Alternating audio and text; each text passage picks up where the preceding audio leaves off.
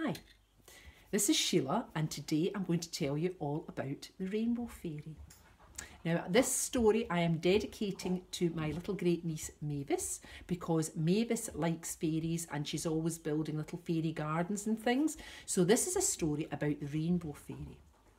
The Rainbow Fairy has a very special job, Mavis, because it's her job to put the rainbow up into the sky when it's that wet, sunny kind of weather. So not when it's just wet, not when it's just sunny, but in between bit. Very difficult to gauge, and the Rainbow Fairy knows exactly when to do that.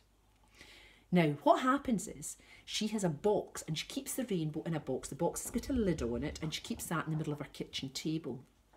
And when it's the right weather, which I'm not very sure when, but she knows, she takes the lid off the box and the rainbow shoots up into the sky.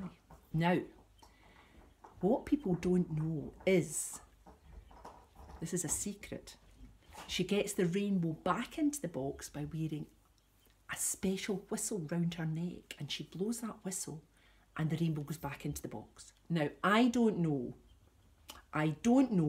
if the rainbow goes in one colour at a time, or if it goes in a big swirl, or maybe it's a concertina's it's wearing. I don't know, because I've not at.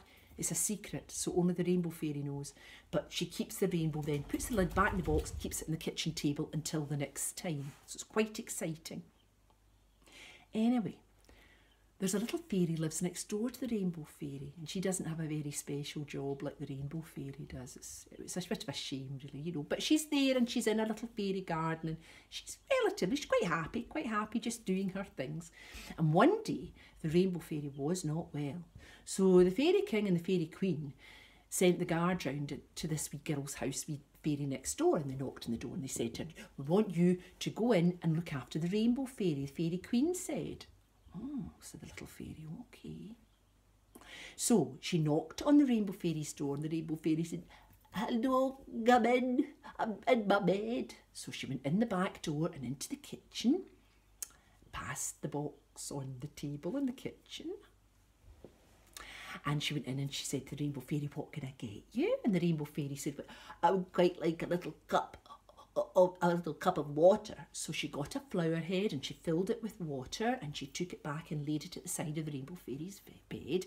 And the Rainbow Fairy said, "All I need now, I'm going to go to sleep."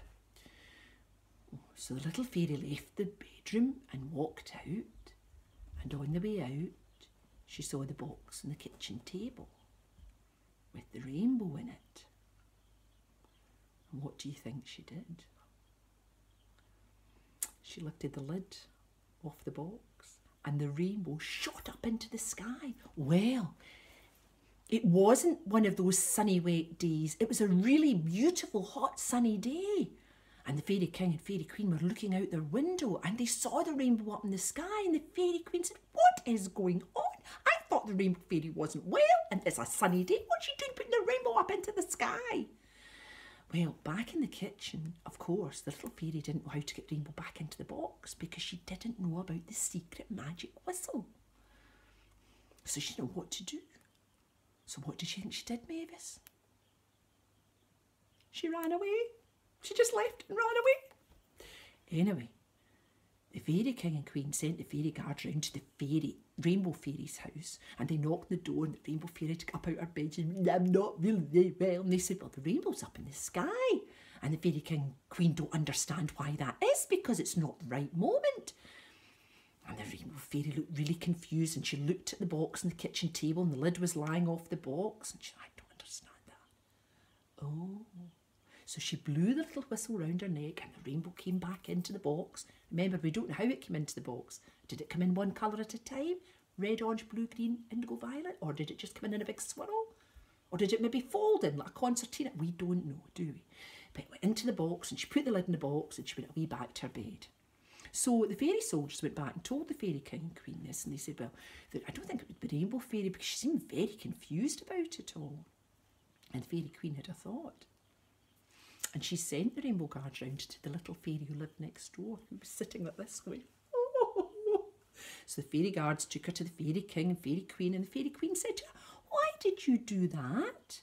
How did you know it was me?" She was, "Just a good guess, but how did you do it?" And she said, "This has always wanted a special job, and I'll have a special job, and well, the rainbow fairy's a special job, so I just took the lid off the box, and I thought I would be able to get the rainbow back in, but I didn't know how.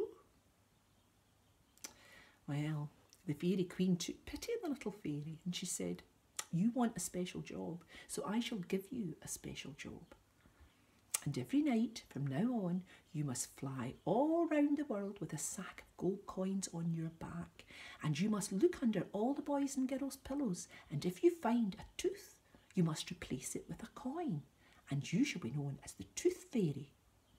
And that, Mavis, is how the Tooth Fairy got her job. Hope you enjoyed it.